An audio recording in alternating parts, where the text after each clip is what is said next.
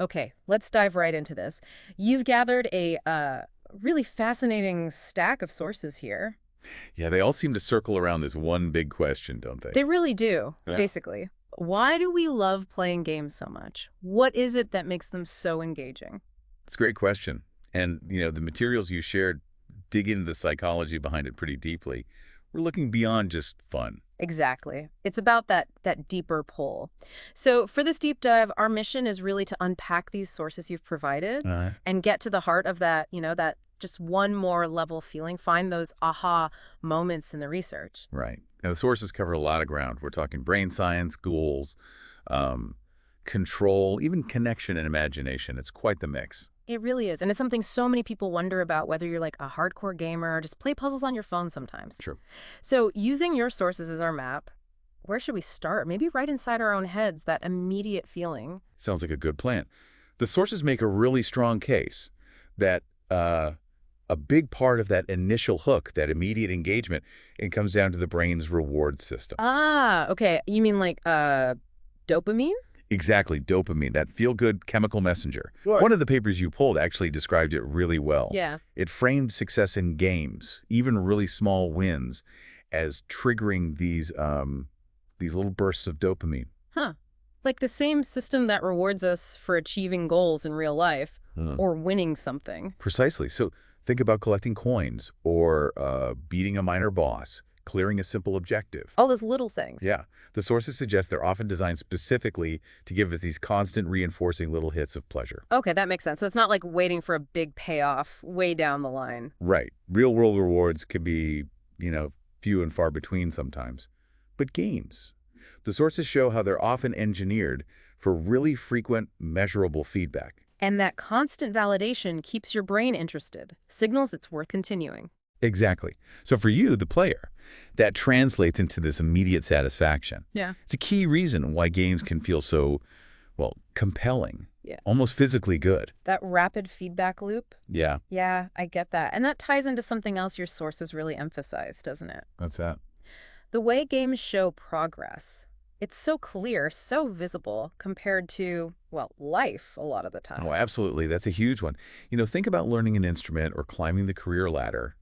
Progress can feel slow, invisible sometimes. Yeah, definitely. But the research you shared points out how games give you these instant visual cues, experience bars filling up maybe. Leveling up, seeing the numbers go up, getting new gear. Exactly. It's tangible. You see the results of your effort right there on the screen. And apparently, our brains just love that. It's proof your effort means something. Right. It's a clear signal. Yeah. And one of the sources actually brought up the psychological concept of the flow state here. Ah, yeah. Flow. That feeling where you're just completely absorbed, focused, and time just disappears. That's the one. And the source is connected directly to how games manage challenge and progress. They often keep you right in that sweet spot. Meaning, Challenging enough to keep you engaged, but not so hard that you just get frustrated and quit. It's a balance. okay. And that balance, combined with the clear feedback, that's what can lock you into that deep focus, that satisfaction. Hours can just melt away. Games are, well, they seem particularly good at getting us into that state. That perfect sweet spot of challenge. And, flow kind of implies mastery, or at least working towards it, which connects to another big theme in your sources: control. Yes, feeling in control. That's a really powerful psychological driver. Think about daily life. There's so much we don't control, right? Oh, yeah.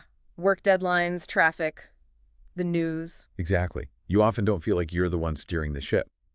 But inside a game, usually you're the agent of change. You make the decisions. You make a choice, and things happen based on the game's rules.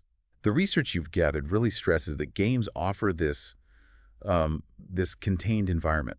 Like a safe space to experiment. Yeah, exactly. You can try things out. You can fail without, real-world disaster striking. Yeah. You learn the system. You exert influence. That's a controlled sandbox almost. Yes.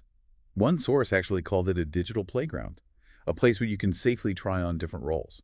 Be the hero, the strategist, the builder. Or, as one source mentioned, a ridiculously chaotic goat. Huh. Right. Even that. Mhm. That ability to step into a role and have real agency within that world.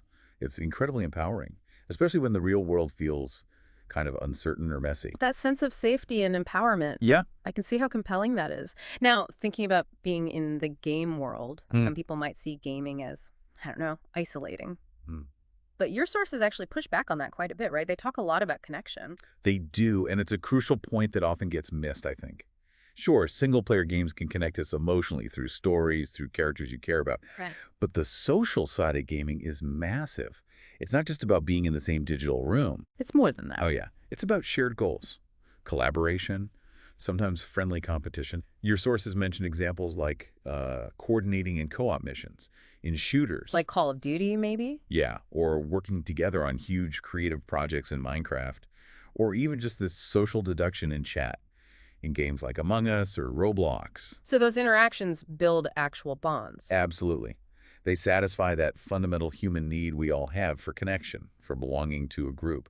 For a lot of people, it's a really rich social life, even if it's online. So it counters that idea of just staring at a screen alone. It's often a shared thing. Very often, yes. It's a shared experience platform.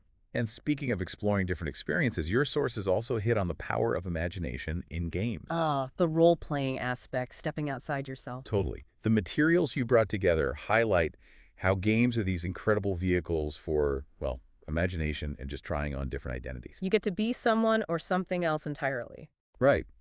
You can explore scenarios impossible in real life. Huh. Commanding a starship, like you said, or being a ninja, or an ancient warrior. Or that goat again. Or the goat. Yeah. Lets you engage different parts of your mind, think creatively, solve problems in new ways. One source even mentioned it can build empathy. Empathy. How so? By letting you genuinely see a situation, even a fictional one, through totally different eyes.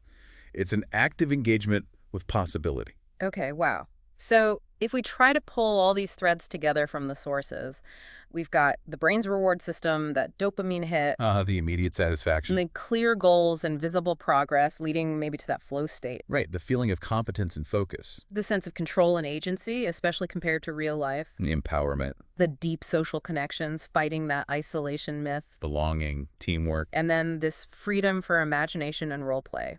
Plus, just the simple joy of it sometimes. Yeah, basically the research you provided paints this picture of games tapping into really fundamental human needs. The need for a challenge, for purpose, competence, connection, self-expression. It's quite profound, actually. So the big takeaway from your sources isn't just games are fun distractions. No, not at all. The conclusion you can draw from this material is, I think, much richer.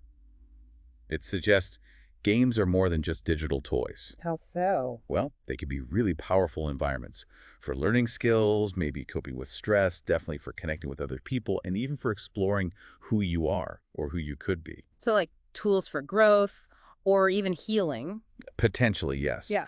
The sources definitely point towards that potential. They offer these unique pathways. That really reframes the whole discussion, doesn't it? From just a pastime to something with real psychological weight. It absolutely does. The sources really build that case compellingly. Yeah, okay.